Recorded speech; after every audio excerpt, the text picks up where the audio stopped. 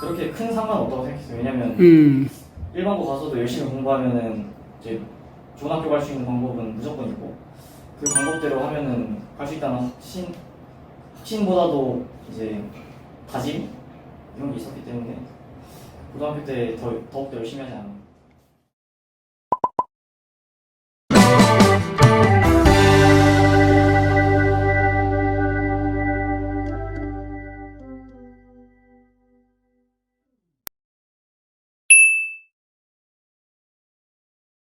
오늘은 이제 어떤 내용이냐면 초등학교 6학년인 세연이가 올해 대학에 들어간 재호에게 궁금한 것. 그런데 이제 어떤 공감대가 있냐면 똑같이 지금 세연이는 현재 코칭을 하고 있고 그 다음에 재호는 중학교 1학년 때부터 중학교 3학년 때까지 코칭을 했고 그래서 이제 그 코칭의 관점에서 궁금한 것들이 좀 있지 않을까. 그래서 그 부분에 대해서 초등학교 6학년인 세연이가 질문하고 올해 대학에 들어간 재호가 답을 해주는 그런 형식의 인터뷰를 좀 진행할 수 있도록 그렇게 하겠습니다. 인터뷰를 진행하는 그 재호부터 간단하게 자기소개를 좀 해줄래요? 네, 저는 중학교 1학년부터 3학년까지 여기 와가지고 코칭 공부 습관하고 공부 방법 이런 코칭들을 받았었고 그렇게 해서 이제 고등학교 때 열심히 공부해서 이번 2020년에 서울대학교 화학생물공학부에 입학했습니다. 조재호입니다. 저는 5학년 10월 달부터 지금까지 선생님한테 코칭을 받고 있는 조세현입니다. 선생님한테 많은 것을 배웠고 조금씩 성장하는 모습을 선생님이 보셨다고 하시는데 저도 성장한 걸 조금씩 느껴가지고 기분이 좋습니다.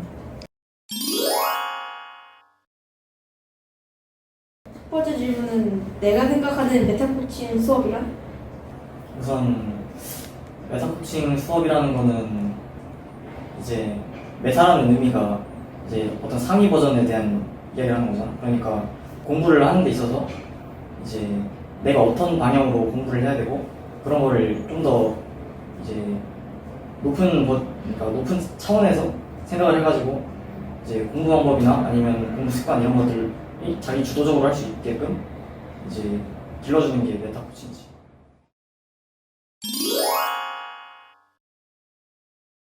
메타 코칭을 만난 뒤부터였다. 비포였어. 네. 코칭을 받기 전에도 공부를 하는 데 있어서 이제 가장 중요한 게 그러니까 책을 안 보더라도 내가 공부한 내용을 누구한테 100% 설명해 줄 수 있어야 된다 이렇게 생각하고 중학교에 입학해서 첫 번째 시험을 치렀고 그리고 첫 번째 시험이 지난 다음에 선생님 뵙게 됐는데 그 뒤로부터 좀 구체적으로 이제 정확하게 어떻게 공부를 해야 되고 이제 다른 사람한테 어떻게 설명해 줄지를 하려면 어떻게 공부해야 되는지 그런 거를 구체적으로 알게 됐지.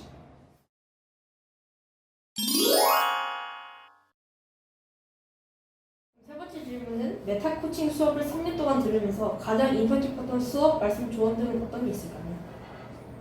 일단 그 제가 하나고 준비하면서 하나고에 만약에 입학을 한다면 좀 더 좋은 환경에서 여러 가지 체험들을 하고 좋은 경험 쌓으면서 대학교 갈 수 있다고 생각했었는데 떨어지고 나서 또 어떤 생각했냐면 그렇게 큰 상관 없다고 생각했어요. 왜냐면 일반고 가서도 열심히 공부하면은 이제 좋은 학교 갈 수 있는 방법은 무조건 있고 그 방법대로 하면은 갈 수 있다는 확신보다도 이제 다짐 이런 게 있었기 때문에 고등학교 때 더욱더 열심히 하지 않았나.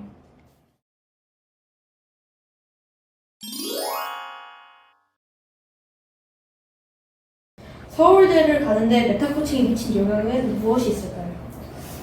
일단 내가 학생부 종합으로 왔기 때문에 이제 내신 시험, 그러니까 중간고사, 기말고사 이런 게 굉장히 중요했는데 메타 코칭 수업을 받으면서 이제 배웠던 공부법이 있는데 그 공부법들이 이제 시험 준비를 하면서 효율이 엄청났어요. 왜냐면은 이제 시험에서 틀리는 문제들은 이제 다 살펴보면 뭐냐면은 내가 알았다고 생각했는데 실제로 내가 모르고 있는 거야. 그런 내용을 시험에서 틀리거든.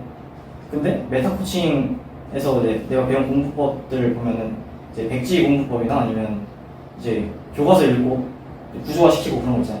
아무것도 없는 상태에서 내가 써보면은 이제 내가 아는 내용하고 내가 모르는 내용 완벽히 구별이 된단 말이야. 그런 거를 내가 찾아내고 공부를 하다 보니까 이제 시험에서 틀리는 문제가 적어지는 거지. 암기 과목 같은 경우에는 굉장히 큰 도움이 되고, 수학, 과학 같은 거는 이제 그런 식으로 해서 개념도 알아야 되지만 이제 문제도 많이 풀어봐야 돼요.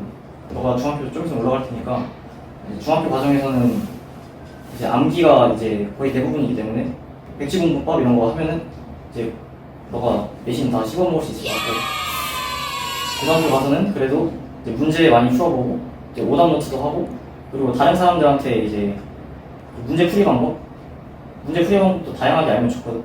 그래서 그런 것도 많이 공유하면서 공부하면 좋지. 그러니까 어떻게 공부 계획을 짜냐 이런 것도 굉장히 중요한데, 이제 시험 3, 4주 전에 이제 선생님이 알려주신 방법이 이제 습관이 돼가지고 그때 3, 4주 전부터 플래너를 짜기 시작하고 시험 계획을. 그때 시험 계획을 이제 암기 과목 같은 경우에는 거울처럼 짠다고 해서 시험 순서를 이제 거꾸로 뒤집어가지고 역으로 이제 공부를 하는 거예요. 그런 식으로 짜기도 하고, 고등학교 때는 이제 시험 계획 짜는데 좀 더 구체적으로 무슨 문제를 풀지, 범위 어떻게 할지 이런 거 플래너 짜는 것도 좋았고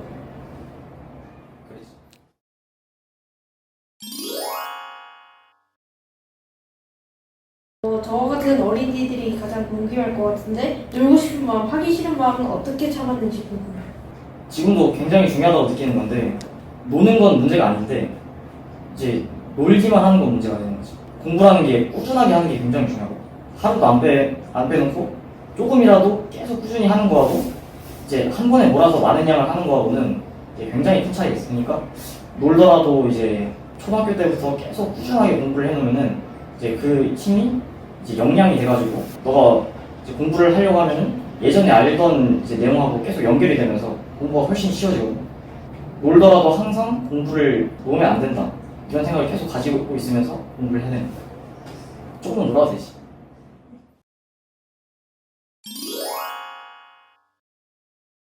마지막 질문. 만약 메타 코칭을 만나지 않았어도 과연 서울대를 갈 수 있었을까? 내가 이거는 이제 선생님께도 이제 문자 여러 번 드렸는데, 이렇게 좋은 결과는 얻기 힘들었을 수도 있지. 그럼 서울대는 못 갔을 수도 있다는. 그렇지.